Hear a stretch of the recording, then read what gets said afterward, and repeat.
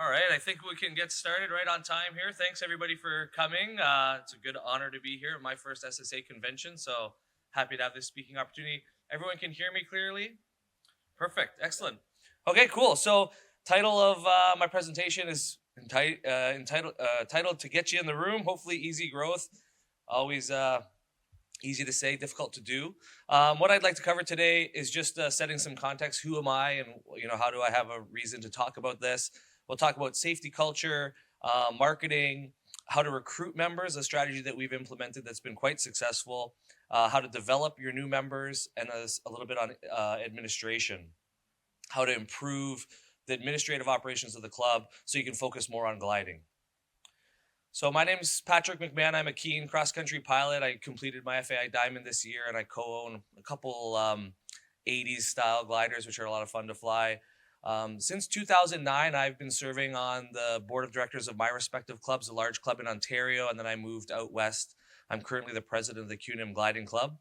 A few years ago, friends of mine and I co-founded a company we call Molly Mock Software, which is really intended to help gliding clubs with technology solutions. We have two products, and we're going to talk about them through this presentation: Proving Grounds and Take Up Slack. Some context for the club and some of the lessons that we've learned that I'm going to share with you today. 2017, the club was in low 50s. And I should maybe back up a bit. The QNM Gliding Club exists just south of Calgary, Alberta, Canada. Within hour's drive or so of the gliding clubs, probably about 1.4 million people. We don't have any real direct soaring competitors. There's a smaller club north of the city, but the next closest gliding club is 2 hours further south than us. So we're kind of the large club in Alberta. We're kind of like the Denver of Canada. We're on the Rocky Mountain foothills. We have great soaring opportunities. Come if you can. But the club, if we look at this kind of 7-year period, we went from a low 50s in membership to mid 70s. We've gone to 600 to 800 flights a year to over 1,100 is typical years in the last few. We've had a lot of debt, and we've cleaned that up, and we didn't have very much cash, and we've put some in the bank. And in Canada, there's only about 15 gliding clubs that post on OLC, but we've moved our position from 11th to 3rd. Typically, we're kind of the top 3 Canadian clubs for cross-country performance. A little bit of success to share, more to go. If there's a slide in the deck that's probably worth taking a picture of, this might be it. I don't suggest that these are metrics that make sense for you, but what I would think about is if you're going to set some targets and metrics, that these are some things that we found very successful to optimize around. So we have a fleet KPI that says we want to have one club glider for every 12 to 15 members. We're right at the end of that 15 right now, but our next glider also needs to come with a new hangar. We're trying to maintain one instructor per every 7 to 10 students, so we're making sure that we're growing our instructor capacity as we grow our student base. And this OOT students, we're going to talk more about that in a second, but we don't want to have more OOT students. They take a lot of focus than we have instructors available. Some financial metrics, we're kind of practically accounting for depreciation by allocating dollars per tow. It's an off-balance sheet allocation, but that's something that we're doing for gliders and tow planes. And then we monitor our leverage ratio, which we calculate as our debt, and including our contingencies, so the dollars per tow, divided by the sum of cash equivalents, so investments, GICs, and the insured value of our fleet. We're not bringing assets like our tractors and our land into that, so we're trying to be pretty conservative with how we are managing our leverage ratio. And of course, we want to have no debt, but that's not where we're at today. Every year, the club sets targets around flight count, membership, OLC participants, OLC club rank in Canada, and we want to have targets for where we end with cash and debt as we move the club forward. There you can see QNM just on the eastern slopes of the Rockies above the great state of Montana. So safety first, this is a little bit awkward. QNM would not be known as a safe club if you're looking at the landscape in gliding. In 2019, we had a very tragic accident. We had a double fatality. We had a student and former CFI have a mid-air collision with a tow plane. They didn't get good separation, so turning right saves lives. And we had a fatality this year at a contest. We had a pilot in a new airplane that bailed out and the chute didn't deploy. That's still being investigated. But in that context, we are working on our safety culture. And there's 3 main things that we really try to reinforce around our safety culture. We have this mantra that says we want more incident reports every year, but fewer incidents. We want to be reporting on the less and lower priority safety incidences, so we have more data to work with to identify vectors that can come up and bite us in the end.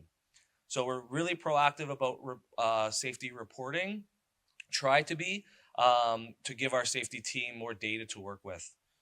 We have a very easily accessible incident form right on our website. We have a website that you can't navigate to if you went to the club website, but if you typed in qnim.org/members, there's all of our information about our pilot operating handbooks, our quizzes, membership application, and incident report.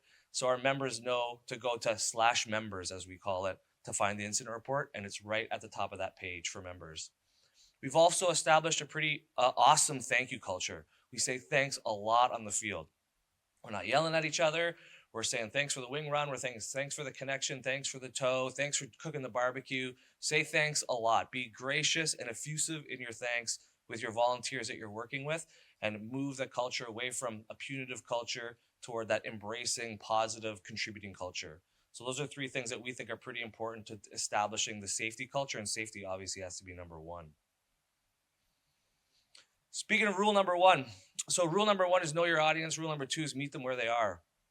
So I think when you're thinking about marketing your club, you really need to consider, what are you trying to attract? Are you trying to attract new members?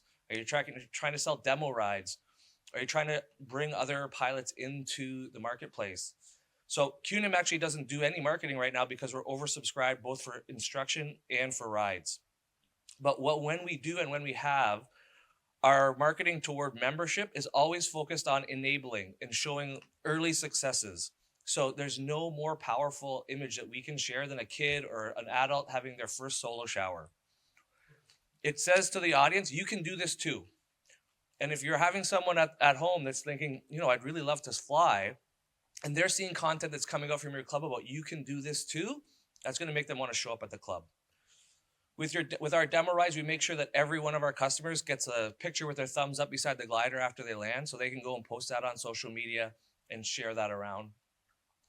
I don't really know who resonates, other than the converted, with sharing a trace. I'm not super convinced that that's a good way to bring new members into the club. It might be a good way to attract some pilot communities to gliding, but I find that an obscure image, whereas I can really relate to happy people flying gliders and people getting solo showers when they've accomplished a big milestone. Celebrating the early wins, I think, publicly is far more convincing than celebrating the big long distance flights to an audience that is surprised that gliders can stay up. They're surprised they can go far. They're surprised they can do that quickly. So obviously know your audience. We found effective advertising opportunities in December and January when we're talking about membership. The high caliber individual that you're looking to bring into the club, they've already made their summer plans by March and April. You need to be talking to them where they're thinking about, what am I going to do this year? This is the year that I'm going to learn to fly. And we sell a lot of demo rides if we want to on like Black Friday, like around Thanksgiving, into Christmas and Father's Day, because mothers are planners and fathers are not. So maybe you can do some last minute sales for Mother's Day, but Father's Day is a really good time for us to sell intro rides. I mentioned OOT previously. This is what we call objective-oriented training, and it's an initiative we started a number of years ago, and I think this is something I'd really recommend clubs consider. This is not a discount. I'm not of the perspective that we could discount flying enough to make it to attract members. The kind of members that need to fly at discounts aren't the kind of members that necessarily stay forever. So what QNIM did in 2020 was we created a package. So if you think about someone coming to your club today saying, hey, I'd like to learn to fly, how much does it cost? You say something like, well, you're gonna need an SSA membership, then you're gonna need an initiation fee, then you need a club membership, and then there's other fees, and then you're gonna pay per tow, and tow prices vary, and then depending on the airplane you're in, there's a rental rate, and you say, oh my goodness, it's $1,400 just to get started, and I thought the flying would be expensive. So what we did is we just made a package. We say to the public, it's $2,700 Canadian, come to QNIM, you're gonna be a member and you get 40 flights. And it's very easy to communicate, and we do that with a limited spaces available. If we went back 10 years at our club and said, hey, we're only gonna take 8 clubs, the instructors would laugh. They'd say, oh, manna from heaven, could you imagine if we had that much students? Today we have a 60 student wait list to join QNIM. We've had to start vetting those candidates so that we're getting high quality people coming in on a year by year basis, so that we're getting them the objectives that we need We're having members that are coming in and staying and are growing the club sustainably. Instruction takes a tremendous amount of effort, and if that effort goes into a student that doesn't turn into a long-term member, it's going to be problematic for your instructor group. And you're not going to get new instructors. So some of the conditions of our OOT program is that we're going to sell you those 40 flights, and you have to use them all this year. And what that has done on the field is a student that used to think, is it worth taking this extra tow? Is it worth spending another $40 or $60 or whatever it is today? The conditions don't look great. The Rockstar cross-country guy already came down. I'm not going to spend that money today. And now our students think, if I don't fly today, I'm going to lose that money. So they fly a lot. And when you fly a lot, you get an outcome. And when you get outcomes, you keep coming back. So that's what we're trying to do with OOT, is generate outcomes, have a plan, communicate that plan, and market it as a package with scarcity. 8 spots in a catchment area of 1.5 million people is not a lot. But 8 students to our club 10 years ago is a ton. So make sure that your perspective reflects the audience, which is your catchment area, not your perspective necessarily with respect to your ability to instruct. So we're starting to see some results. We've had 40 students go through the program. 38% or more are soloing in their first year. We have 2 more that are likely to solo before the end of this season. By year 3, 52% of those students are still involved in the club, and we've generated 1 instructor and 3 intro pilots since we started the OOT program. So I would highly recommend just repackaging, not discounting, your membership and some flying and flying time into a package that's easy to communicate and really easy to market. We run some introduction to soaring webinars like 3 Tuesdays in February, just to give people an idea about what the sport is about. And the last one, we try to get them to the field so they start to get aware of what a gliding operation looks like. And then part of our schedule, we're going to talk about a standard calendar in a second, but we do 3 barbecues and a banquet is our club social kind of commitments. And we do 2 of those barbecues early in the season to try to establish some cohorts and make sure we're starting the season off with a good positive social experience for members. So once you have them in, you get them with the OOT package, really easy to communicate, fixed price. And what's great for clubs, it's cash up front. So CUNYM used to struggle with early season cash flow. And now with the OOT program, we get flushed with cash and then draw down that member liability through the season. Our plan with a student, and we communicate this openly, is we want them to go solo in the first year. They can do their ground school and then finish their license in the second year. We'd like to be working on silver or bronze, silver, and hopefully become an instructor in year 5 so we can keep this going at a sustainable pace. We feel it's really important to keep the members achieving and setting new goals. We're very goal-oriented, outcome-oriented. So we want to clearly identify the next steps. We want to get them addicted to soaring, the task flying. We want them to fly deliberately. We want them to fly tasks. And the way we do that at our club, and many clubs I've heard through the weekend, through the convention, is using the Proving Grounds, which is a for-profit product that my team and I make. So it's an automated task scoring program, and it's designed with the novice pilot in mind. This is before you have a WeGlide or an OLC login. This is for the time builder that's looking for, hey, I can stay up for an hour now. Now what do I do? So we would work with the clubs, or we do work with the clubs to set tasks that make sense for your terrain and airspace, en route airports for good land out opportunities, house thermals, that kind of thing. The first task, typically 30 miles, maybe a rhombus around your club, means that the pilot is never out of final glide if they're at least 1,500 feet AGL. The next task is going to be 60 miles, 100 kilometers. You're going to need a couple climbs away from the home field to complete that task. It's a great mentoring task, only going to take an hour or so, a little bit more to complete that with a pilot. And the third task is a 150 kilometer task with 50 kilometer inbound and outbound legs. So you can build your silver right into that task if you wanted to. That's a real task for a novice pilot. 150K with 1 mile turn points. That's not an easy task. You can do 150K and not hit those turn points. But to do that, if you can do that, the pilot would have confidence in himself, and the club should have confidence in the pilot.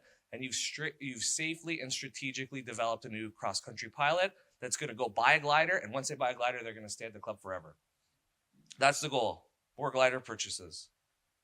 I should also add that SSA provides generous support for this. So the club's really on the hook for $105 to set it up. ongoing subscription and shipping fees are covered by SSA. The subscription would be $35 if that support changed. So super duper inexpensive. It's going to drive a couple more toes every year for you. So it's a profitable endeavor. And it's a really great way to get that novice pilot engaged in cross country and on a path towards successful soaring that you feel confident in, and they build their own confidence. A little bit on the admin side. Some suggestions that we have, and Bob brought this up, is defining executive roles and responsibilities in his talks. So we had a real problem getting people to stand for executive positions at the board because they thought it was like you've got to do everything. And so what we did is really clearly identified what executives and directors would do at the club, and we could communicate that so that anyone that has a passing interest in contributing can know what's expected if they stood for a position. And it's a great way to bring in young people to say, hey, you're not going to get this experience working at McDonald's. Work at McDonald's, pay for your flying, but join the safety committee, become the corporate secretary, do our marketing for us. Bob, you'd asked a question about how to get someone to do your social media. I've not done this, but I really want to run like a haiku writing contest among the club, especially the young people, and see who can write a good haiku about going soaring, 757, and put that person in charge, give them the keys of the social media accounts. We've created a standard calendar. So every year we do the same things over and over again. We have 3 barbecues and a banquet. We have a flying week the week after high school gets out. We have a flying week the week before high school comes back. Our contests are around Memorial Day. And then we do 2 safaris where we go to another site for 2 weeks through the summer, and they're on prescribed dates as well. So we're not reinventing the wheel every year. We're doing the same things over and over again, and people know what to expect, and then they can contribute. We're using digital waivers for guests. We have online forms predominantly for members, which is less copying and pasting of information, better organized and easy to analyze. We've hired a bookkeeper. So I really believe the treasurer is the hardest working individual in the club. I know a lot of treasurers that do a lot of work and very little flying, and I don't think that that's very fair. So we've hired a bookkeeper for us, which gives us the confidence in professional bookkeeping, an easy transfer of responsibility as treasurers change, alignment with our obligations to IRS, or in our case, CRA. So that's something that, depending on the size of the club, may be worth it for you. And then if available, secure strategic opportunities. So there's a couple opportunities specific to us between the Soaring Association of Canada and being in the province of Alberta that we've secured over the last few years. That has effectively doubled our revenue per member or avoided costs without changing membership fees. So if there's money available, as Bob says, go ask, go get the money.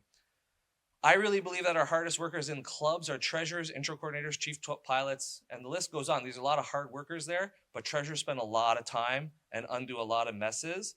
And for that, we've created a product we call Take Up Slack. And this is intended to record the flying and financial relationship between a member and their club. It's configurable to your club, how you do tows, if it's variable release height, fixed release height. If you have rental rates on gliders, if those vary, you can charge for incidental fees. And I'm going to do a little demo with it in a second. For you to run Take Up Slack at your field, you do have to have at least one internet-connected device. More internet-connected devices make it easier, whether that's web or cell phones. If you had a tablet at the launch point where you used to write things down and then take a picture and send it to the treasurer, or I heard someone this weekend say they mail the tow tickets to the treasurer, the treasurer then processes them and sends invoices. And I just we have to be able to do better than this. It does require members to create their own account. They don't have to use the solution because we appreciate that there is some technical resistance at some clubs, but you do have to have an account so we can put you into gliders and bill your account, but you don't actually have to use the app if you don't want to. We've been working on this since 2021. We put a really big dev push into it last winter, like 2024, early in the year, and we're excited to share it here. So this is Take Up Slack. I have my user, it has some admin permissions, so we see admin functions that most users wouldn't see. But the basic functions for members are requesting a flight. User, you'd write down a paper ticket, whatever, request a flight. This is me in context, but if I needed to make this for another user, I can choose the other user. Hey, you get the glider ready. I'm going to make a ticket for you. Don't worry about it. Keep rocking and rolling. There's logic on instructors, and intros is really interesting. So you search by serial number, first name, last name, email address. Any that have expired show up in yellow. You are good people. You're probably going to honor it. But if you did want to cancel it or give them reason for pause, expiry dates automatically are kind of showcased to themselves. But here, let's take an instructional flight. I should also show members. You can share your costs with members. We'll do that. You choose the glider. You're going to be filtered here to 2-seat gliders, and we're going to choose our release height. We have a warning here for this users for low funds. So you're in control as configuring your own Take Up Slack instance. Some clubs let members go down and then they recover their account by the end of the month. Other clubs like members to keep a positive balance. You can configure that however you want. There's a warning level. Hey, you should put some money in your account. And there's also a stop level. You won't be able to put flights on the line unless you put more money in your account. So this, we have a low funds warning, but we can still get that flight on the line. When it's time to launch and land gliders, we say with Take Up Slack that if you're the pilot, you're responsible for requesting the flight. If you're the wing runner, you're responsible for launching it. If you're the retriever, you're responsible for landing it. Do or delegate. So if you're not going to do it yourself, you're going to point at someone and say, hey, can you land that airplane for me? And they'll say, yeah, but buy me a beer. Or I don't know what they'll say. But so launch and land functions here. There's the flight that I just made. We're going to choose the tow plane that's behind. We're going to put it in the air.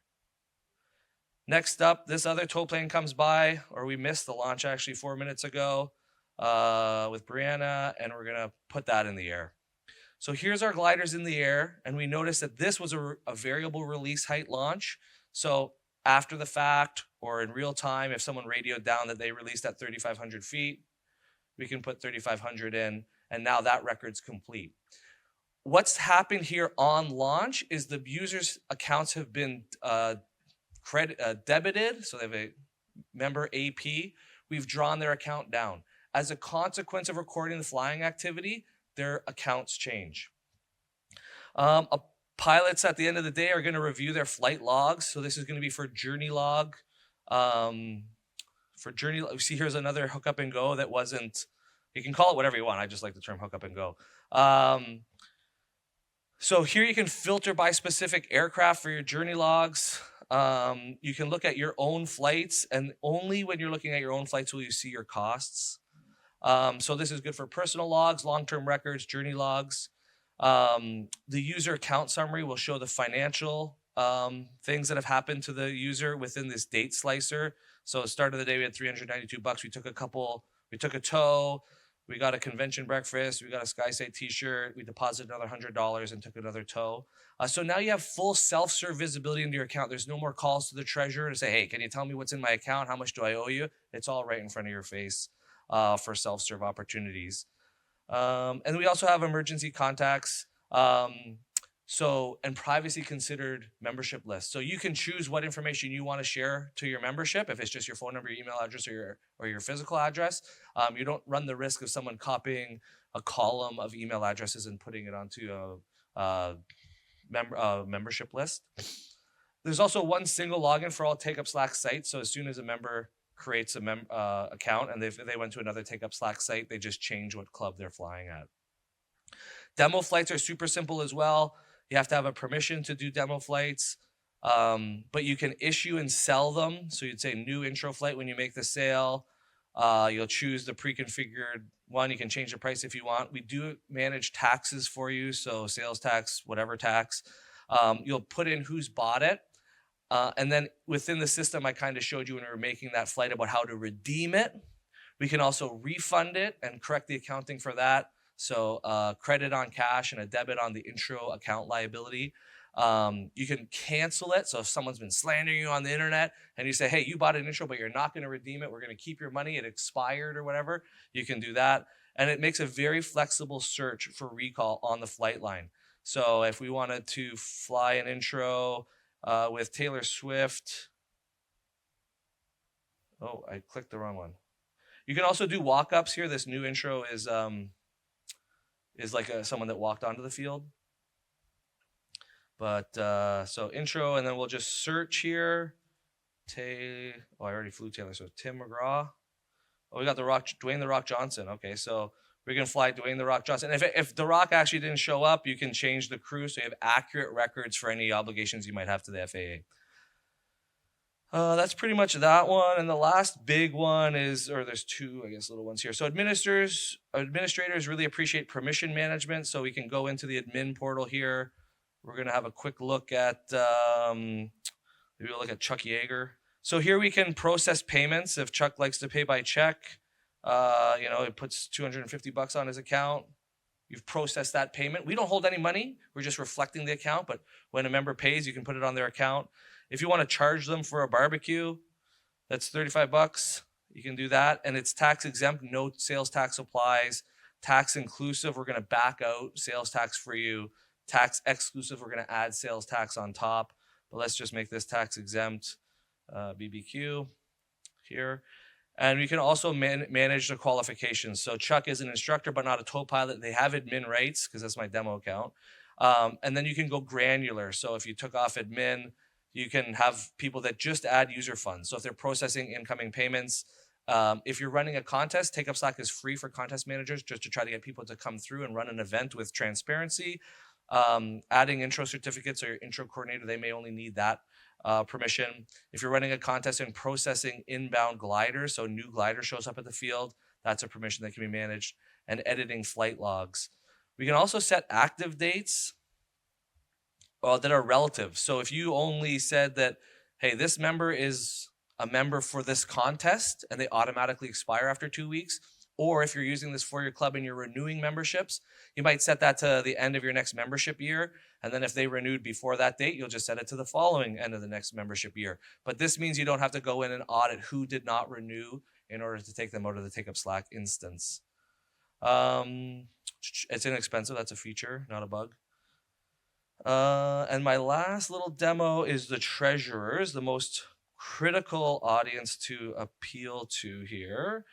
So we've got these, what we call accounting charts. I'm going to go in accounting admin. So you can create club fees. So swag, contests, barbecues, whatever, SSA fees, membership storage. You can do a transaction lock date. So if your accountant reconciles an accounting period, you want to lock all the transactions before that so they can't be edited and then create these like just terrible errors. And you can set your default expiration period on intro. So it'll just default to 2-year expiry with those numbers of days. But the real value is in what we call the accounting charts. So this supports really easy bank reconciliation and QuickBooks journal entries. All the transactions are available to you to be downloaded, so you have that backup. But here you can reconcile. If you dig into your cash, you'll see your different methods of payment and how cash came in or if it went out. If you want to look at your membership balances and sort them by who owes the most versus who owes the least, and then dig in and see any of the transactions on a per member basis if there's a question about their account. And then you can change the date slicer to make sure that you're getting that full picture. We've got your intro revenue or intro, any intros that you owe. So we owe $567 or this is just today. So we've added another $189 sale. Sales tax, so you can do your sales tax reconciliation. Revenue from tows, revenue from rental, revenue from intros, and then other revenue is the kind of barbecue fees, swag, those kinds of things. And you can drill down into those on a transaction by transaction basis. Lastly, under admin is where you get your data. This is your data. It matters to the FAA. It matters to the IRS. So in Club Data Exports, we're going to expand on this for sure over time. But you can download all your completed flights, all your transactions, and store that data for yourself for audit purposes. But that is what I wanted to share. I'm open to questions on any of what I've covered here, but thanks for being an attentive audience. Bob, hand goes right up. Hey, congratulations. Thank you. The financial turnaround on that is impressive. Yeah. And coming in with that kind of debt and turning it around, we understand how difficult that is. We have not, no we don't, we haven't had that debt. Sure. But we've grown and maintained a tremendous amount of success financially.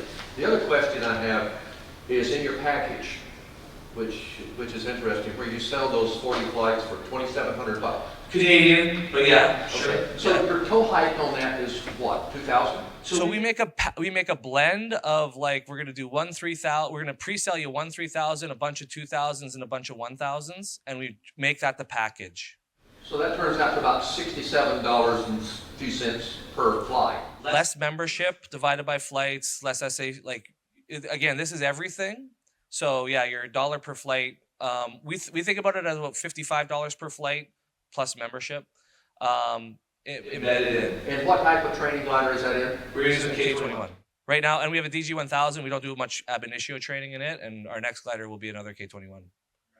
Yeah, thank you, Tony. So do these what do they call OOT? Sure. Do they get priority over the others? We run dedicated, like 8:30 to 2 is when we use when we're like our training shifts. 8:30 to 2 in the day, get the thing operation going and kind of come in for XC guys. We do our intros 9 a.m., 10 a.m., 11 a.m., and then leave the DG1000 open for members. Critically, we're answering to members. So if this fantastic 2-seat cross-country machine is being occupied by the general public and our members don't have access to this $250,000 Canadian airplane, we're not serving our members very well. So we do 3 a day, Saturday and Sunday, do some in the afternoon on Fridays for intros, like 7 a week. That gets us to our like 125, 150 target over the season. But our training, to answer your specific question, 8:30 to 2, and it can go longer, but that's the shift we expect our students to be there. We say either pack or unpack or both the hangar. So unpack. So the students can't just come out and go, I've got my hour and a half slot. We don't let them do it. Yeah. They're just not, they're going to get left behind. Like it's, the people that are contributing are going to get the most attention. So they're there together at the same time. Yeah, we don't schedule them. We use Click and Glide and we say only 3 can sign up at a time. So an instructor opens up 3 students. If another instructor showed up, 3 more students could show up. So they kind of have to make an effort to come out. But yeah, to your point, we don't let them come and have a flight and leave. They've got to contribute to the line. That's a big downfall of our club is they say they schedule that hour and a half and they come 5 minutes before, 5 minutes after. Sure. Sir? On the package of flights, you said there's X number of 3,000, 2,000, 1,000 foot tows. Is that literally what they're paying for? Is you get 1 of these and 4 of those, or is it just how you calculate the cost? Yeah, it's really how we calculate the cost. We put that money into their Take Up Slack account and then they draw it down. So yeah, it's if they needed more 3,000 foot tows, they may not get 40 flights out of what they do. They get the equivalent value of 40 flights. We build a package thinking they're going to get 40 flights with a mix of 1,000, 2,000s, and 1 3,000, and then how they consume that is up to them. Correct. Right. Okay. So the instructors are probably trained, in other words, they know that, right? That, hey, they can't all do 3,000. Yeah, like we're aligned with the like I say, if you can do takeoff aero to a circuit and landing, I want to do a air work lesson and then come down. I want to do a circuit. I want to put the circuit we want to put that feedback right into good use personally when I'm an instructor day. But we're really following our syllabus and where the pilot's at. So if we're in spiral dives and spins, we're going to need higher tows for that. But yeah, we're really mostly doing our work at 2,000 and 1,000 after the pilot can do that up and down but from 1,000 feet with some degree of expertise. Do all instructors follow this standard syllabus? What's nice about the OOT program for us is we're getting this volume of students that are moving through at a consistent cadence. So it's brought our instructors closer together because we're seeing the same things at the same times with our students. So I would say that we're getting better at working as a group, whereas kind of instructor perspective have been fairly diverse over time. But with this volume and with these students going through at a common pace, it's really easy for us to tighten that up. Are your instructors taking time to draw the students out? In other words, they say you'd be out here on a Saturday so I can work with you through these flights or something. We haven't really had to make that proactive effort, to be honest, especially this year because we vetted our list. We're finding that people are super engaged. And because we have the 3-person sign up maximum and you can only be signed up for 2 days, that's how our Click and Glide is configured. People are very consistent with showing up on the day they sign up. They view it as a scarce resource and they want to be successful. We want them to be successful and we are really just pounding that. The more you fly, the more successful you'll be. I'm going to switch. I'm going to go. Can you just give a breakdown of the operation? Like you may have covered it in one of your slides, but how many lives did you have? You have hangars. It was 7-day-a-week operation. Good questions. Yeah, so we operate ideally Thursday to Sunday. Typically, it's Friday to Sunday, so 3 or 4 days a week. We have 3 singles and 2 twins. We have a PW5, an ASW19, and LS4. Then we have an ASK21B and a DG1000S. 1 Pawnee, and then there's some owners that have a Scout. We're 3,700 field elevation, so it's a little bit high for the Scout. But we have an owner that has our old tow plane, and he'll option it to us. So it's kind of like 1.5 tow planes. Our fleet is all stored in one hangar, but it's full with the 5 gliders and 1 tow plane right now. And we have a clubhouse. It's important. I think you can get beer. Yes, we have craft beer, coolers, and swill. Swill is the cheapest. I think we're probably at about 15 to 20 private gliders now, and we have T hangars. Many of them have T hangars or rig on the side. Yeah, it's a good cross country community there. Are you the only operation on that field? Correct. All our land. Yep, 100%. I'm gonna go past 20 because you got 2. You're coming back to you though. Yeah. Follow up your comment. How do you separate course from swill? It's based on hectoliter volume. So if you're brewing at hectoliters, it's swill, and if it's less than hectoliters, it's craft. But that is open for debate for sure. Tony, I'll go back to you. Yeah, perfect. Okay, so how do you vet these 8 OOTs or whatever they are? So we've created a online form that's a quiz. Like, tell us about if you have previous flight experience. We're trying to gauge the probability of success. I could track down our quiz that we do this vetting on, and we have a membership director. It's defined what their roles and responsibilities are, and the big one is managing this intake and managing the back and forth with interested people. But yeah, our membership director, they from our wait list, we send it to everybody, and we're really trying to identify who's most interested. We do reserve 2 spots a year for youth and 2 spots a year for women. And then those of the 8 to 10, and the 8 to 10 varies. So if last year, for instance, in 2023, a lot of our OOT students, they were really just coming in based on time on the list, and they weren't as motivated as this year's. So we have a lot of them that are still pre-solo this year. So now we have last year's pre-solo students plus this year's pre-solo students. So we only took it 8. So really, if we can get them solo and on the PW5 and into the ASW19, then we have more capacity of instructors and the K-21. So that's, I think, answers the question. Yes, yeah. I like the vetting process. Yeah, I was surprised we needed to do it, but yeah, it's worked really well this year. Sir? How do you deal with members that you know they'd be great board members or treasurers or something like that, but yet they don't have time? And did you always use your own field? Keenan has always used its own fields, at least since like the 70s or something. The time issue is, I think it's a piece of managed expectations. Our board meets once a month, first Monday of the month. We've had little turnover. We're going to have some turnover this year. I think that the roles and responsibilities and sharing that, hopefully, we haven't had an election in like a bunch of years. It's like, if you stand, you're appointed. And I think that's almost disappointing. It's actually worrisome. That's why we've come up with the roles and responsibilities to try to demystify what's required. That's a question that I don't have a great answer on. I wouldn't brag about our executive development strategy. It's still holding on with our fingernails. Your 52% retain rate in 3 years. Can you break that down, kind of an age group, what you're dealing with there? Yeah, so we had our very first year of the OOT. We had 2 students that joined when they were 13. They were twins on the Canadian National Soaring team. They speak 3 languages. They're like super high caliber individuals. They didn't solo for 2 years because you can't solo till you're 14, and their birthday's in December. I would say our mix. So of 52, let's say that's 20 of 40 that have gone through. 5 are older than 50. I don't know, 10 are between 30 and 50, and the rest are youth. So there's 4 or 5 people that are still members that are under the age of 25 or something like that. Yeah, Calgary's a bit of a young city, and our membership our average age of membership is going down by year, not going up. Wow, that's great. How much is take-up slack? Oh, it's like you should think about it around like 50 cents a flight or less.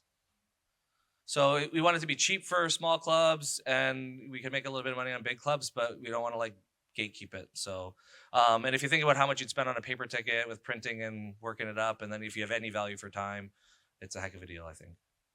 Matt Scudder said we should increase our price by 3 or 4% or 4x, and I said, well, I don't know about that. We're not as good as you. Sir, again. So yeah, we start flying late March, and we'll stop flying November, December, depending on when we get snow that sticks. So we have dry snow that blows off so we can fly. We've flown every month of the year, but we're in the tail end of our season right now. Okay, sure. Yeah, peak soaring season is going to be like May, June, a bit of July. And then there's some other opportunities in the province to go gliding. But yeah, our training season would go all year round, and it's great. Like we're profitable on flights, or we are close to profitable on flights. So the more flights we do, just the more reps for tow pilots, the more reps for instructors, the more hands at the field, the more days of operation we can have. And it's a goal for us to increase our operating days. But yeah, that's a goal for us, is to go to 7 days a week. Well, what a lovely audience. Thank you for the great questions, and happy to answer. We have a booth downstairs in the exhibition hall. I've put some of these little laminated things around. So if you want us to follow up with you on any of this, just fill out the QR code, and then we'll follow up with whatever you're interested in. Actually, one point, Tony, you were kind of talking about how do we get this at our club. I've been asked, like, change is hard. And so with OOT, I have a document I can share about what we pitch to the club and the membership. This is not a discount. It's only a repackaging. This is not a discount. So it's just making the SSA fee, the initiation fee, the membership fee, the tow height, the rental rate, consolidate that into a package that makes sense for the club. I should say also on our OOT flights, all but 3 are limited to 30 minutes. So we want to do air work and get down, but we know we got to give you a taste of soaring so that you know the juice is worth the squeeze. So the way so I can share that information if you'd like that. So fill out the QR code. If you want to know about OOT, you want to know about Take Up Slack, you want to know about Proving Grounds, happy to answer any of those questions. I think gliding clubs are all different, but we share many of the same problems. Retention, recruitment, and development are some of those, and hopefully they've got some ideas that you can take back to your club from this presentation. Cool. Thank you very much.